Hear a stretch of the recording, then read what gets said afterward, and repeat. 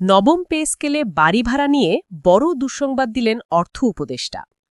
প্রিয় দর্শক, pay scale নিয়ে আজকে পত্রিকায় প্রকাশিত হয়েছে একটি বিশেষ প্রতিবেদন। এই ভিডিওটিতে থাকছে এই প্রতিবেদনের বিস্তারিত, তাই এই ভিডিওটি শেষ পর্যন্ত দেখুন। আর যারা এখন পর্যন্ত আমাদের চ্যানেলটি সাবস্ক্রাইব করেননি, প্রত্যেক মুহূর্তের পে স্কেলের সর্বশেষ আপডেট সবার আগে পেতে আমাদের চ্যানেলটি সাবস্ক্রাইব করে আমাদের সাথেই থাকুন। পে স্কেল নিয়ে আপনার মতামত বা পরামর্শ অবশ্যই কমেন্ট করে জানাবেন, যা পে স্কেল বাস্তবায়নে অত্যন্ত গুরুত্বপূর্ণ ভূমিকা পালন করবে। এবার বিস্তারিত। কয়েকটি গ্রেডের কর্মচারীদের বাড়ি ভাড়া বাড়লেও নবম জাতীয় পে স্কেলের সব গ্রেডের কর্মকর্তাদের বাসা ভাড়া বাড়ছে না, বরং অন্য গ্রেডের কর্মকর্তাদের বাড়ি ভাড়া কমবে। মঙ্গলবার ২০ জানুয়ারি পে কমিশনের একটি সূত্র এই তথ্য জানিয়েছে। সূত্র জানিয়েছে, পে স্কেলের সুপারিশ অনুযায়ী ২০ থেকে নবম গ্রেডে কর্মরত সরকারি চাকরিজীবীদের বাড়ি ভাড়া আনুপাতিক হারে বৃদ্ধি পাবে, তবে অষ্টম থেকে প্রথম গ্রেডের কর্মকর্তাদের বাড়ি ভাড়া কমবে।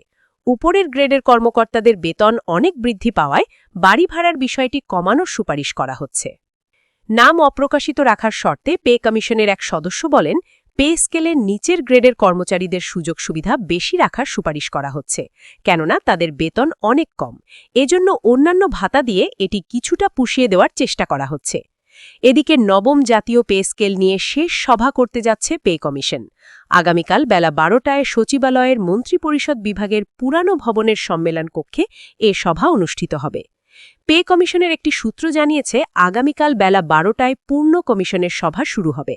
সভায় পে স্কেলের যাবতীয় বিষয় চূড়ান্ত হলে বিকেলে সেটি প্রধান উপদেষ্টার কাছে হস্তান্তর করা হবে। প্রধান উপদেষ্টার সঙ্গে বিকেল ৫টায় দেখা করার সময় নির্ধারণ হয়েছে। এদিকে নবম পে স্কেলের প্রজ্ঞাপন ৪ ফেব্রুয়ারির মধ্যে জারি না হলে কঠোর কর্মসূচির ডাক দিয়েছে এমপিওভুক্ত শিক্ষা জাতীয়করণ প্রত্যাশী জোট। সোমবার ১৯ জানুয়ারি জাতীয় প্রেস ক্লাবের সামনে সংবাদ সম্মেলনে জোটের প্রধান নেতা অধ্যাপক দেলোয়ার হোসেন আজিজি বলেন, ৪ ফেব্রুয়ারির মধ্যে নবম পে স্কেলের প্রজ্ঞাপন জারি না হলে ৫ই ফেব্রুয়ারি দেশব্যাপী মানববন্ধন এবং জেলা প্রশাসকদের মাধ্যমে প্রধান উপদেষ্টার কাছে স্মারকলিপি দেওয়া হবে। পরবর্তীতে আরও কঠোর কর্মসূচি ঘোষণা দেওয়া হবে। লিখিত বক্তব্যে তিনি বলেন, ২০০৯ সালে সপ্তম পে স্কেল ঘোষিত হওয়ার পর ২০১৫ সালে অষ্টম পে স্কেল জারি হয়, কিন্তু এরপর টানা ১১ বছরেও নতুন পে স্কেল ঘোষিত হয়নি। অথচ এ সময়ে কমিশনের সুপারিশ অনুযায়ী ২টি নতুন পে স্কেল ঘোষণার কথা ছিল।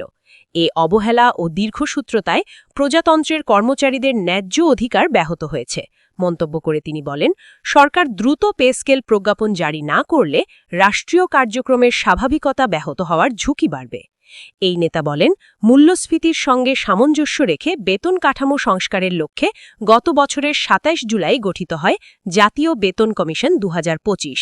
সাবেক অর্থ সচিব জাকির আহমেদ খানকে প্রধান করে গঠিত এই কমিশন ইতোমধ্যে চাকরিজীবী ও বিভিন্ন পেশাজীবী শ্রেণীর মতামত গ্রহণ করেছে।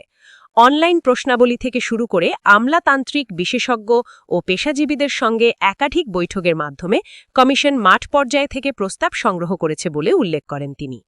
সংবাদ সম্মেলনে যুগ্ম আহ্বায়কদের মধ্যে উপস্থিত ছিলেন বাংলাদেশ মাধ্যমিক কারিগরি শিক্ষক পরিষদের সভাপতি মোহাম্মদ মতিউর রহমান, বাংলাদেশ এমপিওভুক্ত শিক্ষক পরিষদের আহ্বায়ক মোহাম্মদ নুরুল আমিন হেলালি, সভাপতি মোহাম্মদ মিজানুর রহমান এবং বাংলাদেশ মাদ্রাসা জেনারেল টিচার্স অ্যাসোসিয়েশনের সভাপতি মোহাম্মদ হাবিবুল্লাহ রাজু।